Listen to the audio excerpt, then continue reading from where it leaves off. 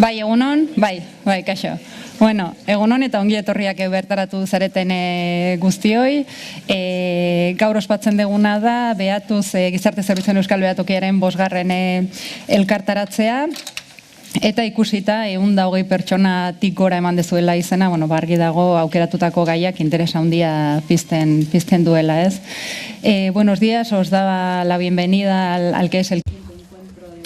Ongi etorri, Beatuzek Gizarte Zerbitzuen Euskal Behatokiak antolatzen dituen 5. edizio honetara. Ikusita zenbat pertsonek eman duzuen izena, argi dago gaiak interesa pizten duela. Eta kezka ere, egoera zaurgarrian dauden aurrak oso termino zabala da. Eta hainbat faktore direla eta arrisku edo desabantaila egoeran dauden aurrak biltzen ditu. Faktore horiek sozialak, ekonomikoak, familiakoak, osasunekoak edo ingurumenekoak izan daitezke. Eta gainera batzuetan larriagotu egin daiteke beste baldintza batzuet dira eta lanola migrazioa, desgaitasuna, generoa edo talde minoritario bateko kide izatea. Funtsesko abia puntuan nola nahi bada ulertzea ez dela halabeharrezko patu bat baizik eta kontrako egoera batzuen emaitza. Eta horiek murriztu edo arindu egin beharko genituzke berariazko politika eta ekintzen bidez. Aurretan nerabe horien ongizatea bultzatzeko. Ez dut sakonduko programan, okerrez banago, ale bat zenuten, eserlekuetan, baina oro har lehenik eta behin interesekoa diren esperientzia batzuen berri izango dugu, ondoren kaferako atxen alditxu bat izango dugu, eta saiatuko gara ondoren eztabaidatzen kausetan, diagnostikoetan, eta heltzeko moduetan. Egiten ari dena eta egin daitekena izango dugu hizpide. Kontrako egoera horiei aurre egiteko. Kasu honetan ez dugu streaminga izango, baina grabatzen ari gara eta saioaren grabaketa YouTubeen ikusi ahal izango duzue. Behatokiaren webgunean zuek ikusi ahal izango duzue, baita bertaratzeko aukera izan ez duten guztiek.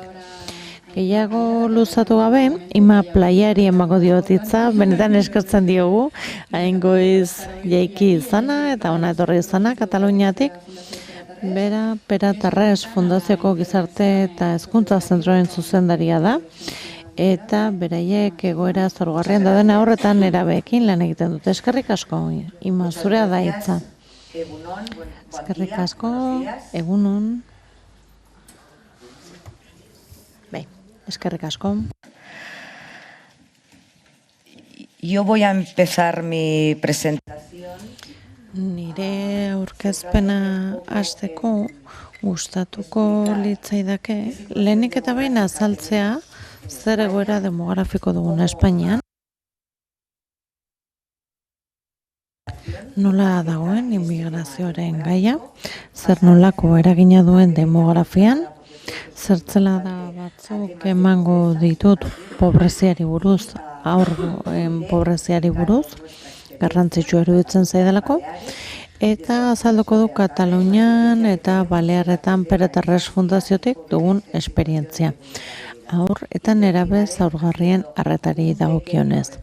Eta amaitzeko berrikusi egingo dugu guk instituzionalizazioa prebenitzeko dugun programari buruz. Ongi, okerreko botoia sakatzen ari nintzen. Hemen ikuste dezakezue egora demografikoa. 2022ko urtarrilaren batean, zenbat biztanle zeuden beti, biztanleria piramideak aipatzen ditugu. 3 urte ditugu hemen, 85, 2022 eta proiektzio bat, nahiko ausarta da, baina proiektzio bat egin dugu 2062 urtera begira. Eta zer ikusten dugu piramide honetan? Hamarkadetan aurrera egin ahala, piramide izatari uzten dio, eta onjo bihurtzen da. Ez da oinarri sendokoa, eta horrek erakusten digu gutxiago jaiotzen direla, eta gora egiten duela 80 urtetik gorako biztanleriak. Eta ezin dugu hitz egin zahartzeaz, hitz egin behar dugu zahartzari buruz. Ez baita gauza bera 75 urte izatea, eta hori zahartzat hartzen dugu gaur egun, edo 85 edo 80 urte edukitza oso gauza ezberdina dira. Hori ikusten dugu batetik. Bestetik, emakumeen kasuan ikusten dugu bizi itxaropena handiagoa dela, baina berritxar bat dago, eta bada emakumeak gehiago bizi garela, baina azkeneko urteak osasun egoera kaltegarriagoetan bizitzen ditugula. Gaixotasun kroniko gehiagorekin eta ezgaitasun egoera gehiagorekin. Hemen 3 piramide aukeratu ditut, benetako piramide bat ikus dezagun, 20. mende hasierako datuekin, 60ko baby booma eta 2000 bateko ikusten duzu zer nolako bilakaera, piramide sendo bat, 1900 urtean, oso oinarri sendoa dugu, baina hilkortasun tasa ere oso handia da. 1960an piramidea ez da sendoa dagoeneko, baina biztanleria bere ziklorekin jarraitzen du, hilkortasun tasa bera egiten du lehenengo tasetan eta zahartze bat ikusten hasten gara, eta 2000 batean onddo itxura hori hartzen du piramideak. Beraz, oinarria oso txikia da. Datu bat aipatzearren 2022an 1000 biztanleko Espainian 6,8ko jaiotze tasa izan genuen, eguneko 6,8koa. Eta ugalkortasun tasa 1,1koa zen emakumeko. Jaiotza tasa behera egiten ari da, beraz, eta hazkunde vegetatibo bat gertatu da. Zer esan nahi du honek? Heriotzak, jaiotzak baino gehiago izan zirela. Jaiotza tasak 1,6ko beherakada izan baitzuen. Pixka bat azalduz, gai demografikoa, azaldezagun jarraian immigrazioaren gaia, hau ere demografiarekin oso lotuta baitago. Biztanle hauek, Espainiar estatuan bizi diren biztanlea baitira. Grafiko honetan ikus dezakezue Espainian izandako hazkundea atzerritarren etorreragatik hasi dela. Hemen ikus dezakegu autonomia erkidegoetan ditugun datuak, eta ikus dezakegu 2015ko 3. hiruhilekoa grisez eta urdinez 2023ko lehen hiruhilekoa. Eta honen arabera badakigu Balearetan, Kanarietan, Valentziar erkidegoan daudela etorkin gehiago. Badira ere eremu turistikoak eta horrek bere eragina du. Ikusiko duzue hurrengo gardenkian. Zer sektoretan lan egiten dute funtsean etorkinak, atzerritarrak? Oso arreta, oso kontzentrazio handia egoten da, ostalaritzan, eraikuntzan, jarduera administratiboetan, higiezinarekin lotutakoetan, eta badakete ez direla koloreak oso ongi antzematen hemen pantailan, baina progresioa ikus dezakezu 2015-tik 2023 arte.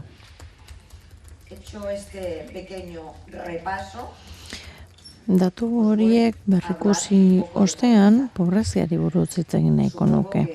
Pentsatzen dut hemen zaudeten guztiok, zuen sektorea dela eta ederki ezagutzen duzuela arope tasa. Tasa honen arabera neurtu egiten da zenbat herritar dauden pobrezia edo gizartea bazterketa arriskuan. Zer aztertzen du arope tasak? Tasa honen arabera errenta, kontsumitzeko aukera eta enplegua aztertzen dira. Ideia bat egiteko egiten diren galderetako batzuk, galdetegi batekin egiten baita datu bilketa, bada ea aisialdirako, kulturarako sarbide duten pertsona horiek, ea jantzi berriak erosteko aukera duten, arropa hondatzen denean edo txikiak geratzen zaienean aurrei, bi zapata pare gehiago baote dituzten, etxean interneta ote duten, bi egunean behin oilaskoa, aragia edo arraina jateko aukera ote duten, hipoteka ordaintzeko gai ote diren, kontsumoak ordaintzeko gai ote diren, ea urtean astebeteko porrak izan ditzaketen etxetik kanpo, eta horrelako galdera daude. Hauek ekarri nahi izan ditut testu inguru pixka bat emateko.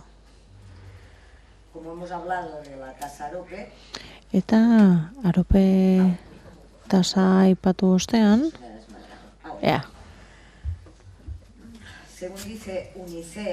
UNICEFek dionaren arabera, eta txosten batean esaten du, Espainian pobreziak aur itxura du. Espainian, dakizuen bezala, pobrezian lehen postuetan gaude, Errumaniaren atzatik iaia tasa berberetan gaude. Adingabeen 33,4 gaude pobrezia arriskuan. Estatu osoko datuak dira, datu globalak, honek ez du esan nahi autonomia erkidego guztietan egoera berean gaudenik. Gure kasuan, Katalunian bai gaude egoera hain zailain txarronetan. Datu gutxi batzuk aipatu nahi ditut, esanguratsuak iruditu zaizkidanak.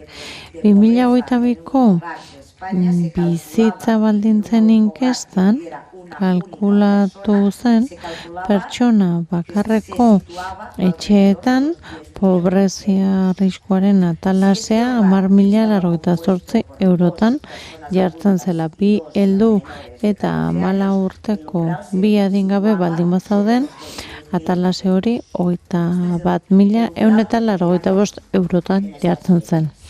Hori zen 2022ko datuen arabera. Eta honekin guztiarekin lotuta, pobreziarekin lotuta, hori ezagutuko duzue, eta hona ekarri dut, iruditu zedalako guztiok gogoan izan barko genukela Maslowren piramidean, niri asko gustatzen zait. Eta badakizue, Maslowren piramidearen arabera beharrak hierarkizatu egiten direla. Hitz egiten dugu eraldaketaz, digitalizazioaz eta barretaz. Eta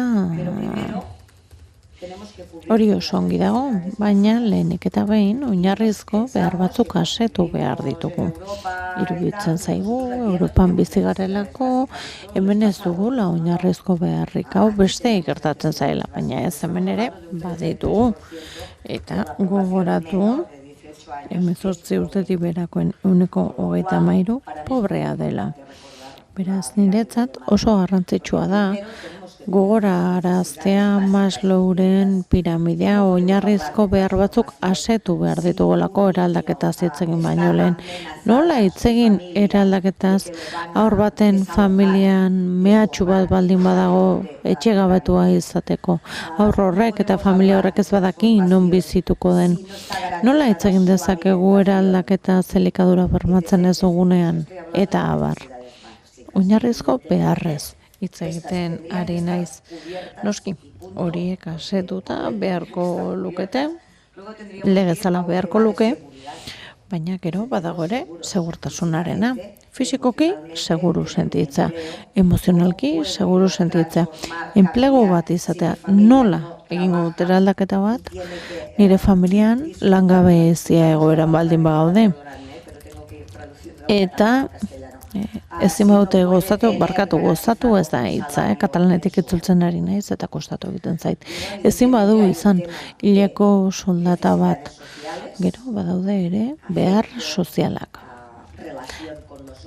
Besteekin harremanak izatea, txerazko harremanak izatea, eta aintzatespena, konfiantza izatea, errespetua izatea, eta autoerrealizazioa, baina ja bada mailarik gorenera iristea, pentsa ezina ere izan daiteke egoera horietan dauden aurrentzat. Egoera zaurgarrian dauden aurrei buruz hitz egiten dugunean, zer ari gara definitzen batetik zaurgarritasuna bera definitzen dugu hauskortasunarekin lotzen da, mendekotasunarekin, mehatxatuta egotearekin, eta haurrak, nerabeak, egoera zaurgarrian egon daitezke baldin eta egoera hauetakoren bat bizitzen badute, pobrezia, etxe bizitzarik ez izatea, indarkeria, desberdintasun ekonomikoa, desnutrizioa, oinarrizko zerbitzuetarako sarbiderik eza eta kalitatezko hezkuntza eza. Honekin guztiarekin puzle bat osatzen da eta honek pixka bat azaltzen du zer eragin dezaken pertsona bat zaurgarri izatea. Eta egoera honi buelta emateko aldaketa politiko batzuk behar ditu, aldaketa sozial batzuk ere. Borondatea egun badago, orain ikusi beharko da, ea nola gauzatzen diren. Iaz, urriaren 10ean, Kataluniako Generalitateko gobernua bere konpromisoa berretsi zuen aurren pobreziari aurre egiteko. Larrialdi mahai bat eratu zen, baina momentuz ez dugu emaitza handirik ikusi. Eta orain, are gutxiago laster hauteskundea datozelako. Aurtengo martxoaren 20ean diputatuen kongresuan Haurtzaro eta Gazteria ministroak Sira Arrego hitz egin zuen estatu itun batez aurren pobrezia.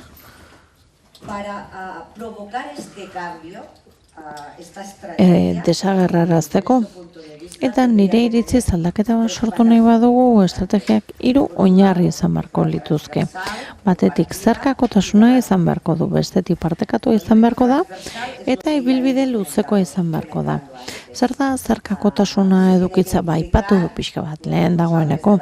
Esku hartu beharko dute etxe bizitza arduradunek, osasun arloko arduradunek, osasuna bere osotasunean ulertuta, osasun fisikoa, emozionala, hezkuntzako eragileek, enpresetakoek, enplegukoek, kulturakoek, kirolekoek, eta abar. Partekatua, zer behar da partekatu izateko itun bat beharko da alderdien artean, bestela, aldaketak daudenean, hau bertan behera, gera daitekelako. Interesatzen zaigu, itun bat izatea, gobernuan dagoena gora bera jarraipen bat izan dezan. Eta ibilbide luzekoa behar du, askotan epe laburren pentsatzen dugulako politiketan, ez da? Ni hemen gobernuan eserita egongo naizen eperako. Arduratsu jokatu nahi badugu, proposamenak epe laburrekoak izan beharko dira, bai, oso presaz diren gaiei erantzun bat eman ahal izateko, baina baita ere epe ertain eta luzean. Eta, azaldu nahiko nizueke, beste alderdi bat. Eta bada azaltzea nola lantzen dugun guk, egoera zaurgarrian dauden aurren egoera, Peratarres fundaziotik. Ez dut fundazioa zertan den azalduko, denbora alferrik ez galtzeko. Soilik aipatuko dut 30 urtetik gora daramatzagula. Honetan lanean hezkuntzan dihardugula eta Katalunian eta Balearetan lan egiten dugula. Hori esan da, azalduko dizuet zer nolako lana egiten dugun zentro sozioedukatiboetan. Zerbitzu batzuk dira eta zerbitzu horietan zentro sozioedukatibo zentro irekiak dira, bai? Gizarte zerbitzuen zorroan hala jasotzen da, izendapen horrekin, eta zerbitzua lehentasunezko zerbitzu gisa ulertzen da. Haur eta gaztei arreta ematen die, baldin eta gizarte bazterketa arriskuan baldin badaude. Gero, aldaketaren bat gertatu da, eta azalduko dizuet, baina hainbat eta hainbat urtez, arreta bereziki zuzendu izan zaie aurrei. Pixkanaka zabaldu egin zen, eta gero eta gehiago esku hartzak egiten dira familia osoekin eta aurrekin. Bistakoa delako eraldaketak ezin direla aurrengan jarri. Ez da aurren errua egoera honetan egitea. Ez da beraien ardura eraldaketa bizi diren ingurunetik etorriko da. Eta hemen pixka bat azaltzen dizuet, egunero lan egiten dugula, egoera zaurgarrian dauden aur horiei laguntzeko maila guztietan garatzen. Zertarako, etorkizunean bizimodu oso bat izan dezaten, oso baldintza desberdinekin. Bueno, hau ez dut aipatuko. 41 zentro ditugu Katalunian eta Balearetan. Guztira, sare bat da, batzuk badira titulartasun propiokoak, fundaziotik kudeatzen ditugu zuzenen, eta beste batzuk atxikitakoak dira. Zer esan nahi du atxikia? Federatuak direla. Fundazioan federatuta daudela, eta horrek esan nahi du lanerako plana, prestakuntzak eta partekatzen ditugula. Eta proiektuak. Zeintzu dira gure printzipioak ekintza sozioedukatibo honetan. Gure iritziz hezkuntza garapenerako baliabide bat da, garapenaren motore bat da. Barnekotasun gaiak lantzen ditugu, eta horrek ez du esan nahi erlijiosotasuna, baizik eta nork bere helburu hori aurkitzea, pertsona gisa zertarako gaude hemen hausnarketa puntu bat sustatzen dugu nork bere barruan begiratzea. Familia eragile funtsezko gisa, eredu bada bere eragile sozializatzailea da. Gizartean sartzen gara familiaren bitartez, beraz, eragile funtsezkoa da. Bizitzailea zutabe nagusia da, gainera, erreferente gisa, sarean lan egiten dugu. Gure zentroak kokatuta daude auzoetan, jakina, eta auzoarekin harremantzen gara. Gure zentroetan aktiboki parte hartzen dugu auzoko zerbitzuetan, eta hezitzaileak edo gizarte langileak familiarekin harremantzen dira, haur bakoitzaren eskolarekin eta beste ekipamendu batzuekin. Basate baterako aurra arreta psikologikoa baldin badauka, beraiekin ere elkartzen gara. Adibidez, kirol ekipamendu batera joaten baldin bada, beraiekin biltzen gara. Uste baitugu sareko lanak lagundu egiten digula eta duplizitateak saihesten dituela. Ze batzuetan familia hauek desente mareatzen ditugu. Zoaz orain gizarte zerbitzuekin hitz egitera, orain gurekin hitz egitera, orain zoaz hitzordua eskatzera beste nonbaitera. Saiatzen gara koordinazio puntu bat izaten familia hauentzat. Gainera, uste dugu ebaluazioaren gaia garrantzitsua dela, hobekuntza bat ekartzen delako. Ebaluatzeak esan nahi du gelditu egin behar dugula eta jakintze emaitza lortzen ditugun. Ondo ez bagoaz, ipar orratza izan daiteke beste leku batera joateko. Eta lehen etxi egiten dugu lana lehen etapetan. Aukera pedagogikoa oso lotuta dago esan dizuedanarekin. Ikaskuntza egiten da taldearen bitartez, emozioak ere lantzen ditugu, emozioen kudeaketa egiten dugu. Lehen ere egiten genuen pandemia aurretik, baina pandemiaren ondoren leherketa estanda bat izan genuen, ikusi genuen guztiz beharrezkoa zela gai hau lantzea. Horregatik gure eguneroko lanean sartu dugu. Landu egiten dugu aitortza eta emaitza behar pertsonaletan. programazio bateratuak ditugu, baina malguak ere izan behar dugu. Eta ikusi behar dugu ze momentutan dagoen pertsona bakoitza. Eta gure burua egokitu. Aitortzari dagokionez oso garrantzitsua da. Haur hauetako asko, gazte hauetako asko, bere eskoletan eta bere institutuetan anonimo izaten dira, edo are okerrago etiketatu egiten dituzte. Beraz, autoirudia, gainera, beren autoaitortza pertsonala oso apala izaten da. Beraz, aitortzaren gaia garrantzitsua da eta lotuta dago beste puntu batekin. Guk espektatiba altuak ditugu. Zuk ez batuzu konfiantza aurrean duzun pertsonarekin, seguru ez duela hobetuko, ez da bilakatuko pertsonari. Medikura joaten bana ez eta pentsatzen baldin badut ez didala lagunduko, ez nahuela ulertzen, orduan gure harremanak zerbait protxogarria izango dela pentsatzeak, pentsatze huts hori arriskutsua da. Lehen esan dizuedana, zentro sozioedukatiboi buruz hitz egin dizuet, zentro irekiei buruz, eta orain Katalunian transizio bat egiten ari gara. Urte batzuk daramagu jadanik, eta pasatzen ari gara zentro ireki batetik SIS modelora, eredura. Hau da, esku hartze sozioedukatiborako zerbitzua. Aldaketa funtsezkoak azalduko dizkizuet, batez ere bat da. Familia jadanik ez da koordinatu behar dugun eragile bat. Familia interbentzioaren erdian dago.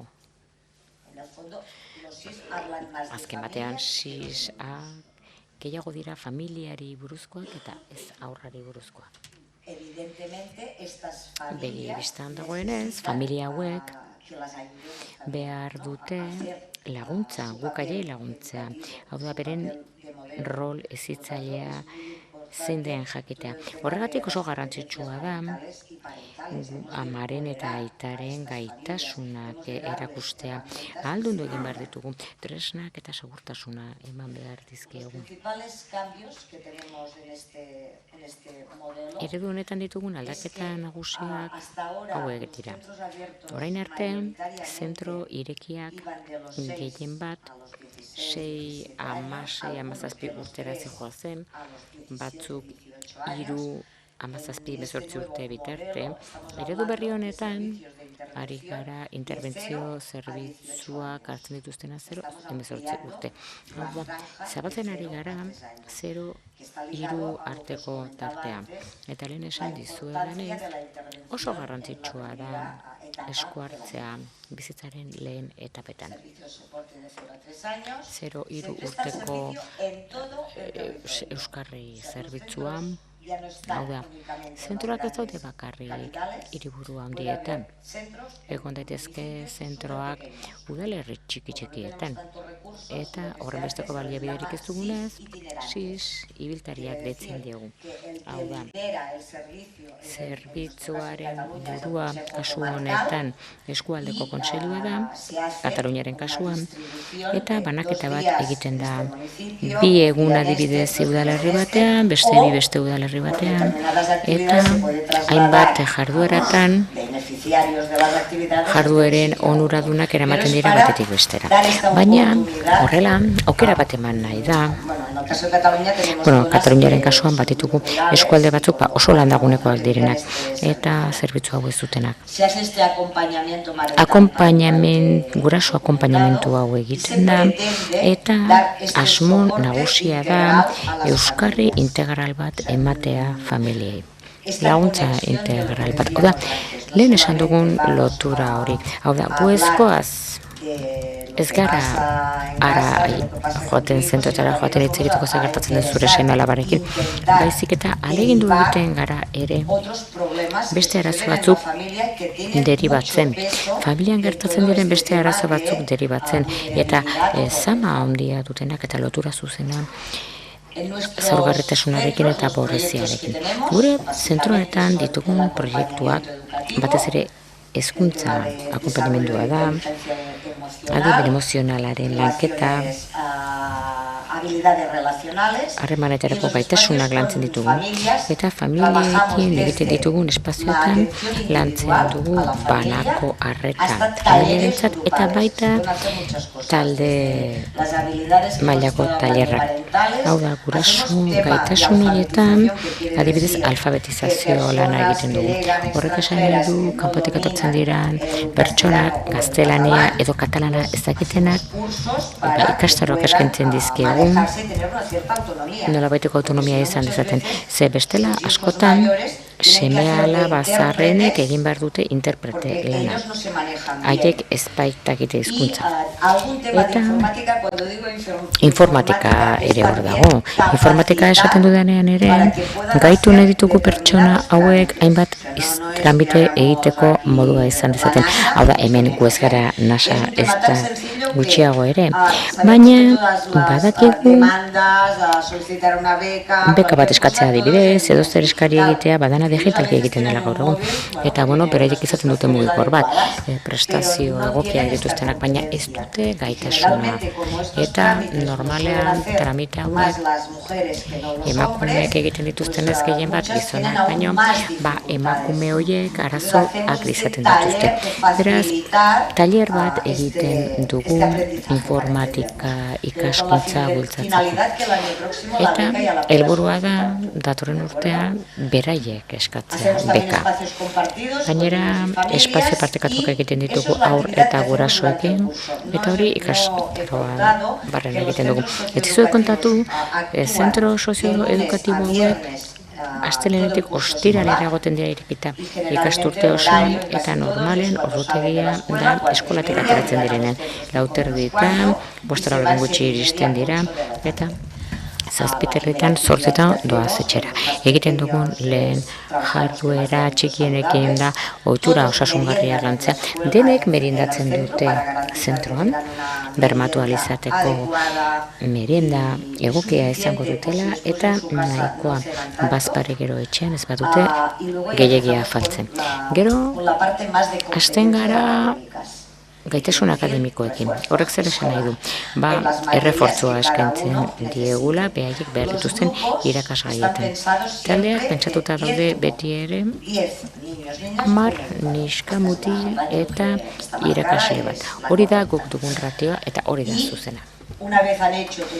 Eta behin ikasi ondoren itxi egiten dugu arratsaldea aisia jarduera batekin edo kirolarekin. Lankidetza dugu tenis fundazio batekin, patioan sare bat jartzen dute, monitore batzuk etortzen dira, begirale batzuk eta erakusten diete tenisa jokatzen neska mutil hauen. Garrantzitsuena ez da tenisa jokatzen, baizik eta aukera dutela kirol bat praktikatzeko. Kirol desberdin bat, ez ohiko kirol bat. Raketa pertsonalizatuak izaten dituzte bakoitzak, hau da, duindu egiten dugu alik eta gehien egiten duten kirola. Batzuetan, ez dugu horren beste kolaborazioa nahi, bestikatzen nahi dugu duindu aurra hauek. Eta ordutegiari esaten ari nintzen bezala ikasturtean zehar San Juan iristen denean ekainaren 22 hau bukatu egiten da. Eta gero honek ez du horrela funtzionatzen. Ekainaren azken astean eta uztailaren hilabete osoan zentroak irekita daude. Eta eskaintzen ditugu udako jarduerak, bakasalsak, udalekuak, Aizia da kultura, museoak bizitatzen ditugu, ondartzara joaten gara, Isla Fantasia, Portaventura. Hau da, ez gara ere erotzen, ez gara egunero leku batera joaten. Horrek ere ez gintuzke inora eramango. Egiten dugu astean irteera bat, Portaventura da behin, eta gainerakoak Bartzelonan dauden zentroetan, ondartzara joaten gara, Alsmokaxara, gazteenek ere parte har dezaten. programazio egiten dugunean ere parte hartzen dute. Eta gaztetxoenek esaten dute, nahiago dugu hau beste hau baino. Eta hau oso garrantzitsua da. Guk 9:00 3:00 arreta eskaintzen dugunez egunero bermatu egiten dugu eguerdiko bazkaria. Hau da, gosaria izaten dute eta bermatzen dugu eguerdian otordu bero bat dutela. Ikasturtean gehienak eskolan daude eta bekak izaten dituzte, baina udan ez daude jardueretan ez dute bekari. Beraz, eta abuztuan, uztailerarte konponduta duzue, baina abuztuan ikusten dugunean familie batzuk ezin dituztela aurrak bermeekin hartatu eta zaindu. Udalekuak egiten ditugu, astebeteko udalekuak, 15 egunekoak, baina jadanik ez da zentroan egiten baizik eta udalekuetara joaten dira beste aur batzuekin. Baina egia esango dizuet, abuztuan normalean eskari gutxi izaten dugu. Familia gehienak esan dudan bezala, ez dut esan baina horren esango dut, atzerritik datoz eta familia hauetako asko abuztuan baldin badute bidaia egiten dute beren jatorrizko herrialdera. Beste proiektu batzuk hauek dira Patex izeneko taupadak du izena, proiektu hau zentro batean daukagun. Lan egiten dugu bazterkeria soziala jasateko arriskua duten emakume haurdunak. Ez gara hasten zer urtekin baizik eta haurdun dauden emakumeekin.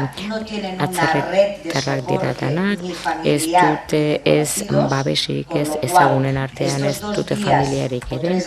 Beraz, hastean bizpairu egunetan guregan etortzen direnean laguntza eskaintzen diegu babesa. Eta are gehiago, azkenean sare bat sortzen dute beste amekin. Eta sare hau geroago zentrotik kanpo lantzen da. Eta eduki akademikoen rekomendatu dut, kolaborazio oso interesgarria dugu fundazio batekin. Lagundu egiten diguna lantzen nesken botila hauek dituzten arazoak irakurmenean eta idazmenean. Guretzat oso garrantzitsua da. Eta kirolaren gaia bi ikuspegitatik lantzen dugu. Batetik ohitura osasungarriak sustatzea, mugimendua, eta baita ere balio oso garrantzitsu batzuk bultzatzea. Beste proiektu hauek ere baditugu beste proiektu batzuk. Guk asko sinesten dugu oinarrizko beharrak asetzea. Eta baditugu programak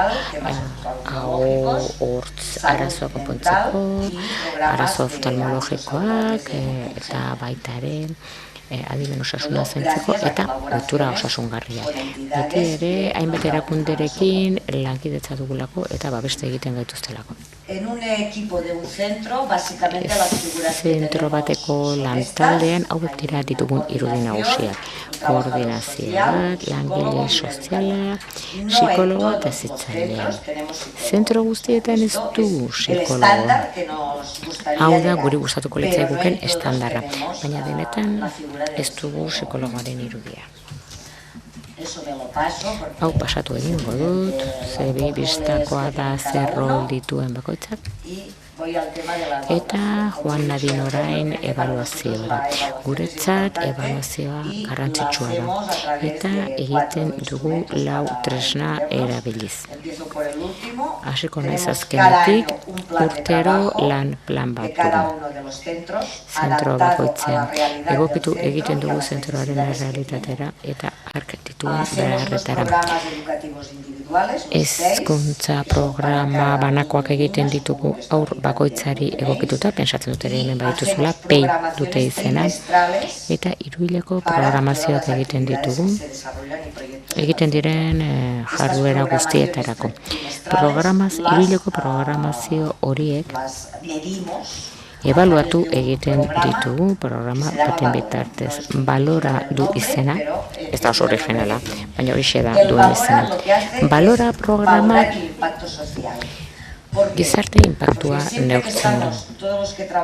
Ze batzuetara jadanik urte batzuk daramagu gizartean. Adierazle asko ditugu batzuetan kualitatiboak. Aurra pozik dago, familia deitzen duen bakoitzan etorri egiten da, eskolan ondo dabil. Adierazle kualitatibo asko ditugu. Eta ez ditut baztertzen, ez ditut gutxi nahi informazioa ematen dugutelako, baina ondo datorkigun adierazle kuantitatibo bat izatea. Eta hor indar handiagoa izan dezagun. Guretzat balora programak balio handia du, 3 hilean behin azterketa bat egiten dugulako. Ipar horratz antzeko bada, ikusten dugu ia pasatu egin garaen, zerbait ondo gaizki doan, ondo funtzionatzen duen orientazio batek, esan dezakegu errebisioa antzeko badela.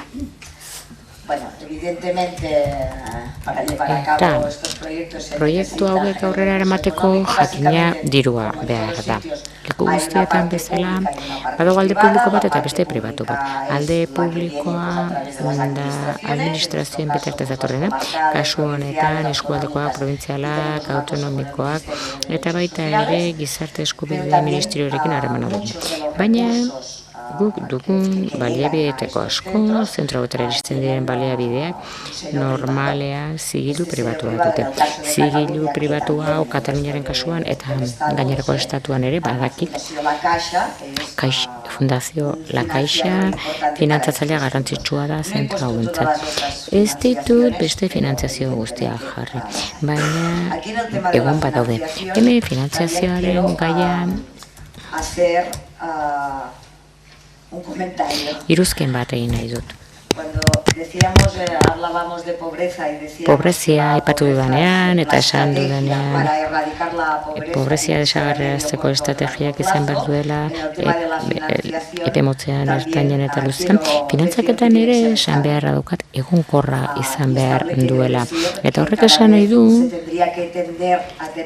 joera gero eta handiago izan beharko genukeela 2-3 urteko proiektuak izatekoa, gutxienez, emaitza batzuk izan izateko.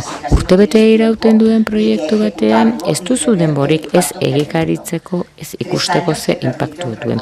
3 urteak bintzat ematen dizu ibilbide bat, egonkortasun bat ere lantaldeetan. Zeren eta lantaldeak batzuetan zaurgarritasun egoerak bizi dituzte, mugikortasun handia dago sektore honetan, hain zuzen ere auzi ekonomikoengatik. Eta azkenik,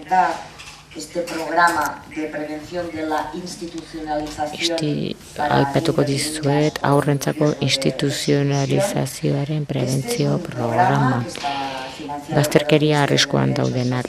Gizarte eskubide ministerioak finantzatutakoa da, Next Generation funtsek ordaintzen dute. 2022an hasi genuen eta 2024ko abendua bukatuko dugu, 3 urteko iraupen du. Eta Europako funts guztietan bezala batera egiten dugu beste erakunde batzuekin. Ez bakarrik fundazio peretarresekin, baizik eta erakunde salesiarrekin ere lan egiten dugu.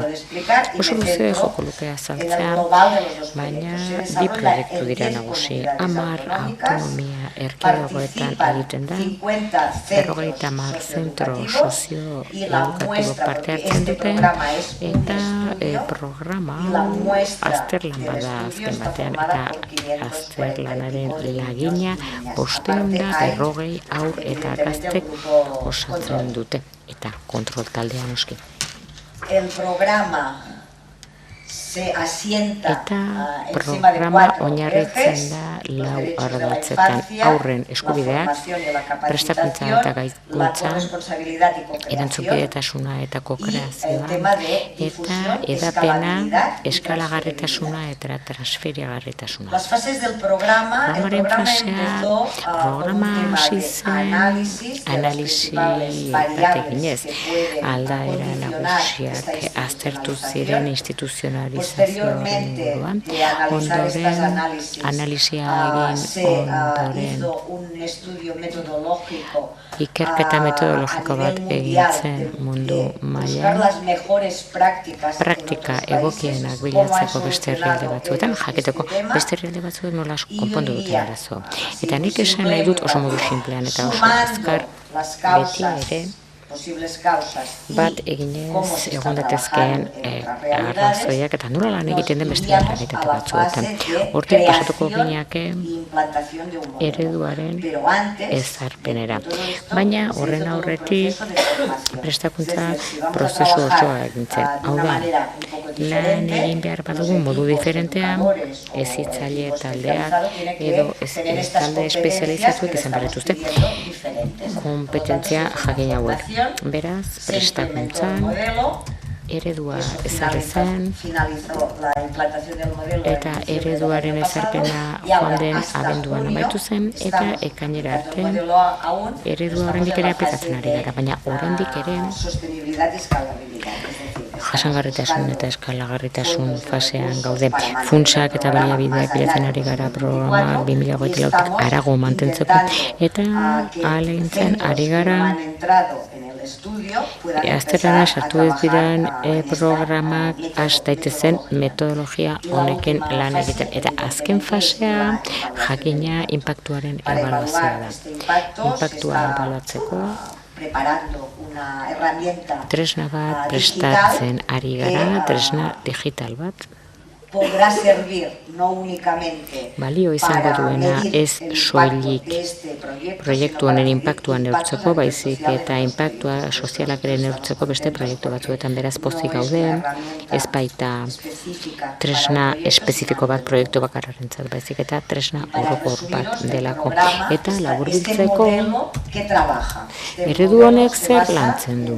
8 programetan oinarritzen da, ikaskuntza sozioedukatiboa, biolentzien prebentzioa, aisia, deportea eta kirola eta kultura, eta programa hau ez da din zentroetan bakarri landu baizik eta baita ere komunitatean, auzoan, beraiek gauten lekuan, gaitasun sozioemozionala lantzen dira, akonpainamentua familien guduna, aurren parte hartzea, akonpainamentu psikologikoa eta guraso gaitasunak.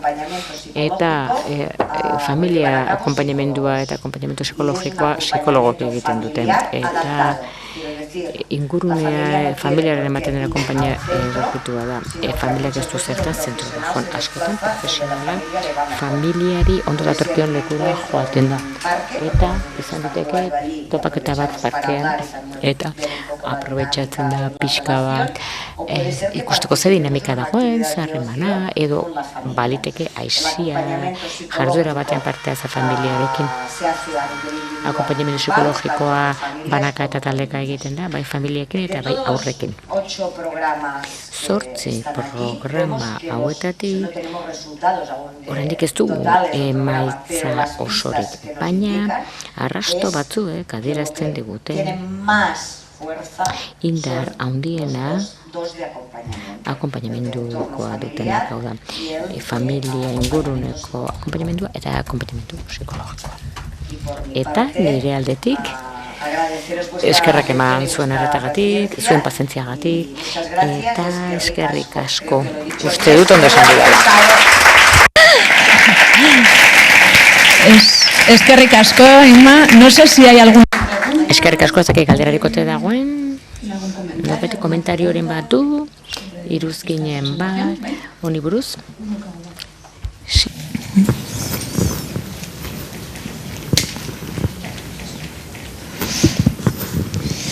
Bai, egunon, bon dia. Soy José Ángel Romo de Jose Ángel Romo, naiz Eusko Taldetik, Euskal Herriko, talde salesiarretik. Galdera bat programaren inguruan. Gogoeta labur bat demografiari buruz, eta ohar bat hitz bati buruz. Hasiko naiz hitzari buruz. Laburra da. Atentzioa deitu dit ideologismo guraso ideologiko batetik. Parentaletik dator eta hemen erditu bakarrik emakumeak erdi daitezke. Ez da pater. Demografiaren irudia. Hau notizia ona da. Ze piramide horiek, jadanik ez direnak piramidatik eta zutabeak, herrialde garatuenak dira. Munduko herrialde garatuenak. Hau da, gutxi gora bera hilkortasuna kontrolatuta dagoenean. Albiste txarra da, piramidea edo zutabea txikiago, bajoago dela albeko partetik, eta hor ari garela zerrogarritasuna handiena ikusten. Pobreziak aurpegia du. Eta iruditzen zait, programa oso ona, bikaina iruditzen zait, ikuste dut beste erkidego batzuetan erreplikatu egiten dira. Nire galdera da, zergatik gero ez da baztertzen pobrezia, zergatik ez da desagertzen, zergatik dagoeneko 30% pobrezia edo arriskua, zergatik porrot egiten dut programa. Ez aldago laguntza politikorik, ez aldago finantzaketa nahikorik, ez aldago babes sozial nahikorik. Ederki, marental eta parental esaten dudanean, Katalunian horrela esaten dugu. Gaitasun parental, marental esaten dugu. Ados nago esaten duzun horrekin, auzi demografikoa. Ezen kasutan ez dut inoiz esan nahi, jendea luze bizitzea darama bat denik, baina kezkagarriena da oinarria gero eta meheagoa izatea. Ze norbaitek eutsi behar die gorantzkoa zen hori. Hori horrela. Eta zergatik gaude egoera honetan? Nik uste dut oso zaila izango litzatekela hitz gutxitan laburbiltzea. Uste dut gai honetan ez dela planteamendu bat egin maila globalean. Hau da, soluzio txikiak eman dira, baina ez da gai orokor gisa hartu. Nora bizi dira familia horiek? Oda, guk Katalunian dugun arazo nagusia Bartzelonan hirian da etxe bizitzarena. Guk aur asko ditugu, gurasoek etxe gabetze aginduak dituztenak eta presiopean bizi dira, edo gela batean bizi diren familiak, eta eskubide dutenak komuna eta sukaldera biltzeko, baina ez duten inolako pribatutasunik, ez aurrentzat, ez gurasoentzat. Hau da, dena egiten dute gela berean. Administrazioarekin hitz egiten duzunean, etxe bizitza eskumena dutenekin, pasaten dute egin dezaketen gauza dela alokairuak eskaintzea. Jende hau ez dadin kalean gelditu. Baina ez dagoela behar adina gaitasun etxe bizitza sozialak eraikitzeko, eta urte asko beharko direla egoera erabiltzeko. Nik uste gure begiratzeko modu izan dela zirrikitu batetik egindako begirada batena, eta zogela ikusi globalki zer gertatzen ari diren tiritak jarri ditugu, eta horregatik dauden lekuan, baina infekzioak hor jarraitzen du, ez diogu horri aldu. ¿Beste bien? Sí, hola, buenos días. Muchas gracias. Eskerrik asko oso interesgarri eta zure eta Susana Txabarrena, Gregorio Ibarra elkartetik nator ezgaitasunarekin lan egiten dugu. Eta saldu duzun gardenketako baten enmartxazio vida plena esaldia zeuden eta bigarri erotu zait. Haintzuzen ere horrelako guk elkartean dugun programa baten izenburua. Guk entzun ezgaitasuna duten gazteekin lan egiten dugu eta oso antzeko da gure proposamena interesgarria iruditu zait. Eta noski, guk apalago egiten dugu, beste eskala batean, baina norabide berean, beraz, atsegin eman diturik guztiak. Bi galdera ditut. Bat lotuta dago, zaurgarritasunarekin lan egiten dugunean, behar diren baliabideak lortzarekin nola lotu. Askotan, beharrezko baita doakoak izatea baliabide hori, parte hartu ahal izan da ezaten beraz, nola uztartu jardueren erakargarritasuna erabiltzaile benetan behar dutenarekin aurrera egiteko. Hori batetik eta bestetik oso interesgarria iruditu zait, beste gai bat esan duzu, 3 programa zen dituzela abortzetako osasunarekin, beste bat psikologikoa dela esan duzula uste dut, eta beste arreta oftalmologikoarekin. Ez dut inondik ikusi adibidez entzumenarekin lotutakorik, eta iruditzen zait gai interesgarria dela. Ezakit baduzuen esperientziarik horren inguruan askotan ahaztu egiten zaigu, ezta? Ez gaitasun hau ez delako hain ikusgarria, ez da inmediatikoa, baina hor dago. Eta sistemako oso ongi funtzionatzen du detekzioko iztiarrerako, gortasuna jaiotzatik detektatzeko, baina zuk esan bezala, kanpotik iristen ari diren biztanle horietan, ez dugu horretara iristeko gaitasunik, momentuz edo ez gara iristen ari. Zarkakotasunez lan egin behar dugu. Bai, autonomia mailako arduradunei dagokienez, bai, arduradun politikoi eta 3. sektoreko arduradunei dagokienez. Ez dakit horri buruz zerbait esan dezakezun funtsezko iruditzen zaidalako. Eskerrik asko. Eskerrik asko zuri. Nola egin erakargarri? Bueno, edo nola motibatu? Hor iruditzen zait beharrezkoa dela zuzenean inplikatzea programazioan aur eta gazte horiek. Bloke batzuetan, espazio batzuetan, gauzak oso zehaztuta ditugu, baina garrantzitsua da, aipatzen dugunean adibidez, zer aisialdi jarduera egingo ditugun, edo zenbat, beraiek ere inplikatzea eta beraien iritzia jakitea. Haien artean ere akordio batera iristeko gai izan daitezen. Batzuek ez direlako, bat etorriko zaletasunetan beraz funtsezkoa da parte hartze hori. Gaitasun akademikoi dagokienez, agian hori da gehien kostatuko zaiguna, porrot egoretatik datozelako eta liburu bat jartzen diezunean mailan izutu egiten direlako. Txikienekin iruditzen zait hori erraz landu dezakegula jolasaren bidez, ez da fitxa bat edo liburu bat, jolas erabiltzen dugu, matematikak lantzeko, hizkuntza lantzeko, eta bigarren hizkuntzakoen kasuan adibidez lan handia egiten dugu bakarka.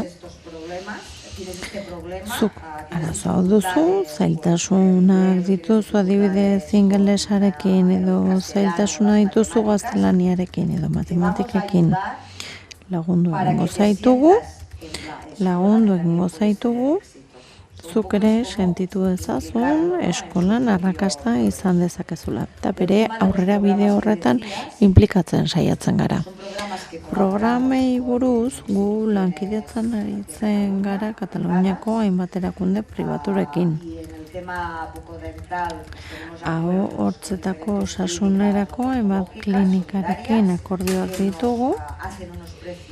Oso prezio merkeak eskaintzen dizkigute eta guk guztiz finantzatu egiten ditugu haur horiek egin behar dituzten tratamenduak. Tratamendu batzu dagoeneko sartuta daude, noski osasungintza publikoan, baina beste batzuk ez. Beraz, batzuk beharrezkoak dira, eta izan ditugu adibidez, istripu batean egotearen ondorio zenbat hortz galdu dituzten aurrak, zailtasuna dituztenak, hitz egiteko eta bere irudiarekin ere azazoan dituztenak. Hori guztia ere aintzat hartu behar dugu. gauza bera beta aurrekoekin, baina hemen eskaera oso murritza da. Eta entzumenarena ez du jarri oraindik txikiagoa delako eskaria. Horregatik ez du sartu, baina baditugu akordioak ere, horretan lan egiteko. Uste dut erantzun dizudala galdetutakoa. Muchas gracias. A ti. Eskerrik asko zuri. Egunon, buen día, Irma. Buenos días. David de Buen día. Caritas Vizcaya. David Bizkaiko Caritasetik. Galdera bat. Hau guztia gure realitatearekin alderatu ahal izateko, gustatuko litzaidake laguntza eskatzea. Ikusteko pixka nola funtzionatzen duen zentro irekiei buruz hitz egiten duzunean, gero izena hartu behar badute. Horrek zer babes eskaintzen du, nola funtzionatzen du sistemak, lehen mailakoa da, bigarren mailakoa, babes sistemaren baitan. Hori batetik, ea laguntzen diazun hori ulertzen. Eta bestetik, etxe bizitzari buruz esan duzunarekin lotuta, parke publikoa nola txertatzen da hor, nola sartzen da hor, funtseskoa baita pobreziaren barruan edo zein adinetan, etxe bizitzaren arloa, nola txertatzen da. Ni dakidala mai horretan administrazio parte hartzen du eta hirugarren sektoreak ere. Nola gertatzen da koordinazioa? Nola koordinatzen dituzte politikak? Ez dakit ongi ulertu didazun, bai, eskerrik asko. Tira, ez dakit zu galdetu bezain ongi erantzuteko gai izango naizen lehenengo galdera. Zentro irekia edo da, gauza bera da, egiten dena da, arreta zabaldu.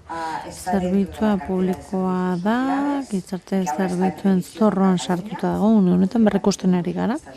Katalunian eko zarketuta geratu zaigulako, eta eskumena da aurreta gazke hauek deribatzea. Hori gizarte zerbitzuen eskumenetan dago. Gure zentroetan gu ditugun aur gehienak gizarte zerbitzuetatik deribatutakoak dira, 85 batean, eta gainerako 15 hori ikastetxeetatik iristen zaigu. Ikastetxe deribatzen dituzte, baina azkenean emetzen dute zirkuituan eta gizarte zerbitzuen jarraipena izaten dute. Beraz, horregatik esaten nuen, zerbitzua lehentasunekotzat jotzen dela, hain zuzen ere, sartzen delako gizarte zerbitzuek bideratutako zerbitzuen ekosistema horretan. Uste du lehenengo galderari erantzun dio dela. Bigarrenik, zentro irekiaren kategoria hori izan ahal izateko akreditazio bat behar dute. Akreditazio batek ikuskaritza lan bat egiten du. Instalazioak, taldeak, ratioak hori guztia egiaztatzen du. Akreditazio hori lortu ahal izateko. Hortik aurrera, udal bakoitza bere gauzatxoak ditu. Bartzelonan badute zentroen itunpetze eredu bat finantzatu egiten da hilero aur bakoitzeko plazetako bat, kupuru bat finantzatu egiten da, egonkortasun bat emateko. Itunpetze eredu hainbat eta hainbat udaletan edatzen ari da. Beste udal batzuk ez dute horrelako eredurik eta lizitazio egiten dute, lehiaketa publikoa. Beste batzuetan ez bata ez bestea diruz laguntzen da zuzenean, baina hau gero eta gutxiago erabiltzen da. Badakizuelako kapital kopuru handiko diru laguntzak ematari uzten ari direla. Uste du galdetu dudala lehenengo zatia, bigarren zatia. Pentsatzen dut hirugarren sektore sozialeko maila zari zarela, maila aipatzen duzunean. Mailan noski ordezkatuta daude, arlo honetan diharduten erakunde guztia, federazioa, lehen mailako, bigarren mailako guztia. Presioa egiteko lobby bat da, eta bertan hainbat gai jorratzen dira eta horiek lobby gisa administraziora bideratzen dira. Etxe bizitzaren gaia, inoren ez nago hirugarren sektoreko maila horretan, ezakit zuzenean eta zehazki zertan ari diren, baina bai jakin badakidala etxe bizitzaren dela gai garrantzitsuetako bat Kataluniako Generalitatearentzat. Etxe bizitza funtsezkoa da, pobrezia egoera honetan gauzak aldatu ahal izateko. Baina lehen esan dudan bezala, orain lor dezaketena bada soilik erraztea alokairua, erraztea zenbateko bat, baina ez epe luzeko irtenbideak. Errealitatea oso anitza da, gainera baditugu hainbat hiri Bartzelonako hiriaz gain, baina Bartzelonako metropolian oso kezkagarria da etxe bizitzaren egoera. Landa eremutara joaten bagara, egoera bestelakoa da. Ezin dut gehiago sakondu honetan, horraino iristen delako nire ekarpena, eskerrik asko. Azkeneko galdera bat, demoraz pixkat larri gabiltzala. Bueno, eskerrik asko. Una galdera así breve. Me llamo Marieta. Galdera labur bat, Marieta dut izena. Entzun dizu danean, eta orain galderak entzun da, kokatzen nuen baliabidea ingurune batean, baina ez zaitan jarri geratu nola lantzen den ikuspegi komunitarioa esku hartzeari dagokionez. Pertsonak gizarte zerbitzuetatik iristen badira batez ere, horrek ez du indartzen estigma hori nolabait? Etiketaje sozial hori ez du indartzen nolabait. Eta gero bestetik hitz egin duzue ama eta aiten gaitasunei buruz. Eta hor hezkuntza ereduaren kontua etorri burura. Ezakit, azaldu dezakezun gehiago, zer nolako lan terapeutiko egiten den. Baldin eta egiten bada ez da laguntza horretan. Batzuetan gauza batzuk ez direlako hain kognitiboak eta hobetu beharreko elementuak ingurunean daudenean errazagoa izan daiteke baliabideak eskaintza, baina askotan jasotako egiturekin lotuta egon daiteke eta ezakitor badagoen laguntzeko lan terapeutikorik. Bueno, lehenengo galderari buruz, estigmari buruz, aipatu dut lehen aurren ehuneko 85 iristen direla gizarte zerbitzuetatik, besteak ez beraz, zentroetan ditugun hor guztiak ez dira gizarte zerbitzuetatik iristen. Bigarrenik jarduera komunitarioak egiten ditugu. Hau da, parte hartzen dugu adibidez barrutian egon daitekeen jardueretan. Kirol jardueretan, kultura jardueretan, horrorien ikastetxeetan lan egiten dugu ere, eta askotan zentroetan ikastetxeek ere jarduerak egiten dituzte, beraz, hor ahalegin bat egiten dugu getoak sortzeko arriskuri ahalik eta txikiena izan dadin. Udako jarduerak zabali daude beste aurrentzat ere.